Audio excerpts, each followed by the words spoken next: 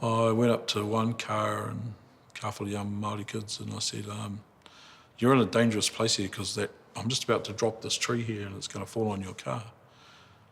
And they went really quiet. And so I was counting it down as I was walking. I thought, 1, 2, I said, round about now they'll see the saw. And sure enough, I could hear them. I started swearing. It was like somebody went, holy bleeping heck.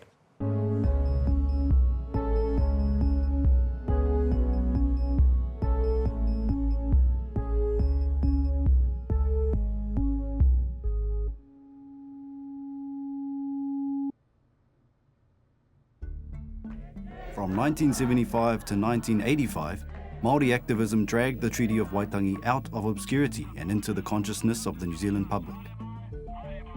The kōrero amongst the people, the younger people, and kaumātuas too, I must say, was a growing awareness of the breaches of Te Tiriti o Waitangi. And what were the promises? And some of the promises was, full undisturbed possession of our forestries, fisheries, and lands. And we were still seeing the erosion of taonga Māori, whenua. There was growing discontent amongst our Māori communities about that.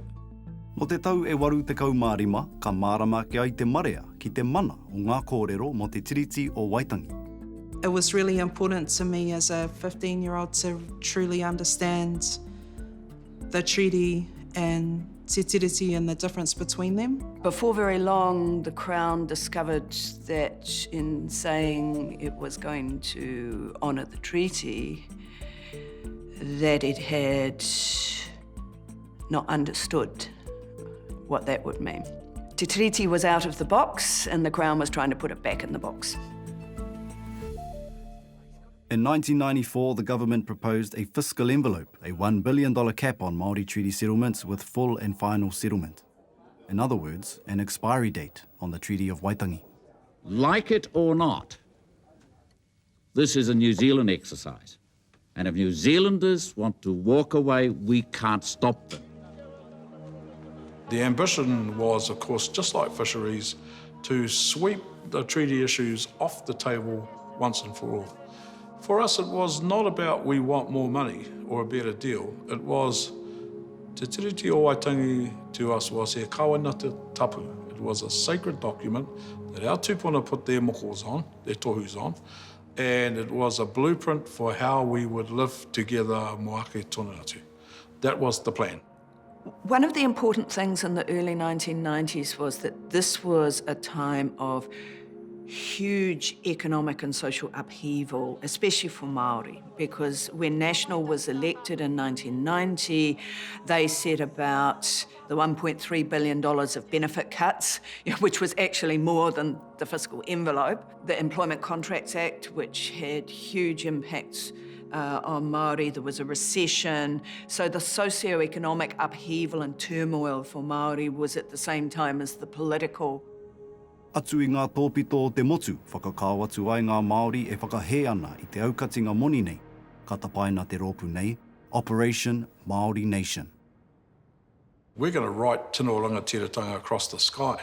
If they're going to try and sweep that back under the carpet, we're going to emblazon that philosophy and that kaupapa in the minds of people so that it would not be forgotten by anybody.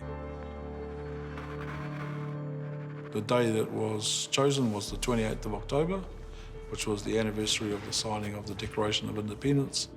I wanted to do it in the evening when there was less chance of people getting hurt. I went up to one car and a couple of young Māori kids and I said, you're in a dangerous place here because I'm just about to drop this tree here and it's going to fall on your car. And they went really quiet. And so I was counting it down as I was walking. I thought, 1, 2, I said, round about now they'll see the saw. And sure enough, I could hear them. I started swearing. It was like somebody went, holy bleeping heck. Somebody else yelled out, you mad bastard. After cutting the steel security fence, Smith started up his chainsaw and set to work on the one tree on One Tree Hill. Before long, concerned neighbours called the police. And they weren't uniformed, they were in their black overalls. They had dogs, they had sidearms, and they didn't look very happy. So I thought, well, probably the worst thing to do would be to be standing there with a chainsaw that's revving. So I just turned it off, left it in the tree, stepped away. Good evening. An attempt to chop down a national landmark in Auckland at first appeared to be a simple case of vandalism, but it quickly developed into a political protest. The man accused of attacking the lone pine on One Tree Hill with a chainsaw says he was drawing attention to Maori grievances. The 90-year-old tree is extremely sick tonight. Council describes its condition as precarious. The attack has disgusted many Aucklanders, sparking a steady stream of onlookers since the news broke this morning. Absolutely devastated. It's terrible. It's such an important landmark to New Zealand, you know, it's just terrible. The plan wasn't to run away, to try and cut the tree down and slink off into the night, but to stay there and to accept the consequences of that. The reaction that I was hoping for was a sense of public outrage about, you know, the latest shonky deal that Māori were being expected to swallow. That was completely drowned out by the outpouring of grief towards the tree. It was as if an icon of Kiwiana had been cut off at the knees. You know, how could this Māori radical go to the top of Attack One our Tree tree. Hill and attack this tree? You know, that's like the landmark of Auckland, and it's like, and that's a pine tree. You feel that way about one tree, think about how you would feel if hundreds of thousands of acres of your whenua had been stolen from you. I had no idea about the notoriety that would come as a result of that, and just how corrosive that can be. Losing your anonymity is probably one of the worst things that you can do. Particularly as a Māori, you know, most of our people don't like being stared at. But that provided a platform for me to talk about the other issues, not just me, but to bring other kind of people into that narrative. Mike Smith's protest ignited the fires of occupation across Aotearoa. Every consultation hui saw people unified in opposition, and in 1996, the fiscal envelope was dropped. That's the power of activism. You know, it creates a platform and an opportunity for people to get behind something and be vocal about it. Knowing how to move in that kind of a way and organise like that is going to be really, really important. We should be able to move with our culture in every single moment of our lives, in every single workplace, on every road, at every place in the whole of Aotearoa, because that's what was agreed to. And unfortunately, that's never been honoured. And so we have to keep on going with that journey. Ai, kare au I marama pai.